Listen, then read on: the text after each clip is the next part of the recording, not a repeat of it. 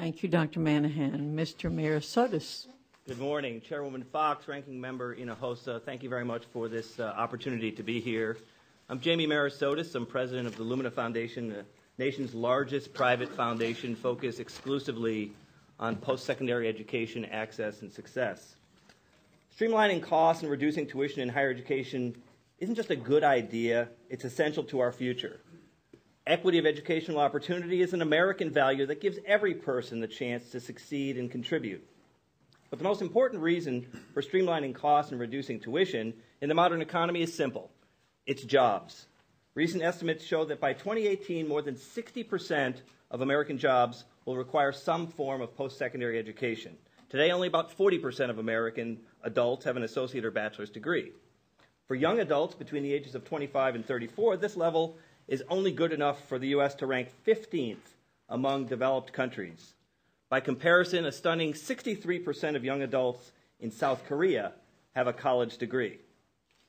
Lumina believes that 60% of Americans will need a high-quality degree or credential by 2025 for the U.S. to remain economically competitive.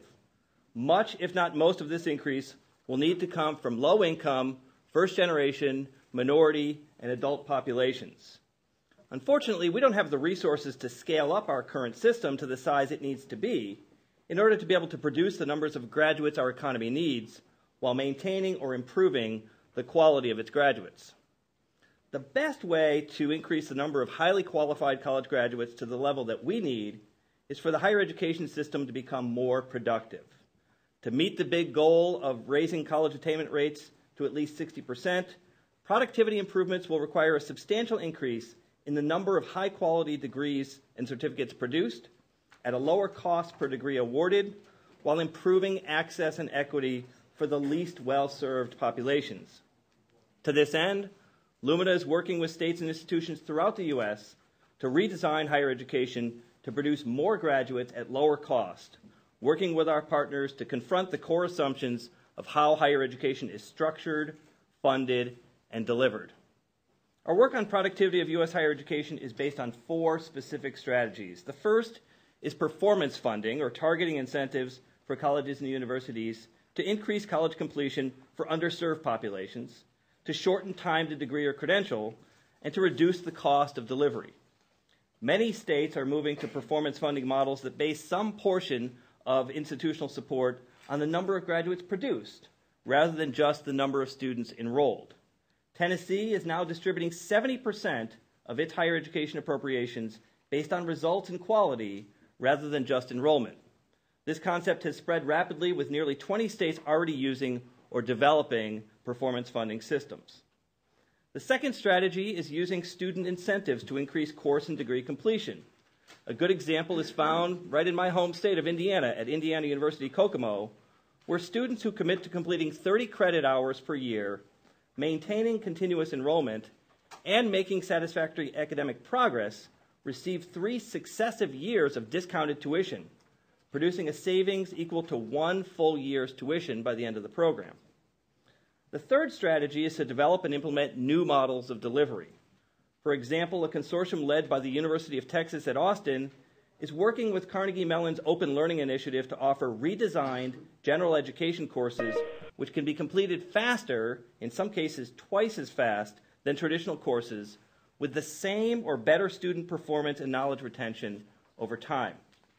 The fourth strategy for increasing productivity of higher education is to introduce business efficiencies to produce savings that can be used to graduate more students. Much of what needs to happen here is to encourage cooperation and collaboration among institutions to improve quality and reduce costs. Since Ohio began requiring annual efficiency savings, their public colleges report more than $900 million in reduced costs. Now, in my written testimony, I discussed some of the implications of state and institutional efforts to increase productivity related to the critical issues of federal financial aid, data systems, and quality assurance. For now, let me just say that federal student aid continues to be the bedrock of support for low-income populations and must be sustained. But innovation and creativity will be required to serve the increasing numbers of college graduates that our nation needs. In addition, it's urgent that we develop comparable data at the national level on student progression towards degrees, college graduation, and ultimately job placement. And in terms of quality assurance, we need to realize we're on the cusp of a fundamental change in American higher education, a shift away from a system based on time to one that's based on learning. In a knowledge-based economy, degrees and other credentials must represent real skills and knowledge, not the amount of time a student has spent sitting in a classroom. Increasing the number of Americans with high-quality post-secondary degrees and credentials is vital to our economic future. These dramatic improvements cannot happen unless we streamline costs and reduce tuition by making the higher education system more productive. As you've heard, Lumina Foundation is working on this issue on many fronts, and we stand ready to share any and all of what we are learning with all of you. Thank you very much.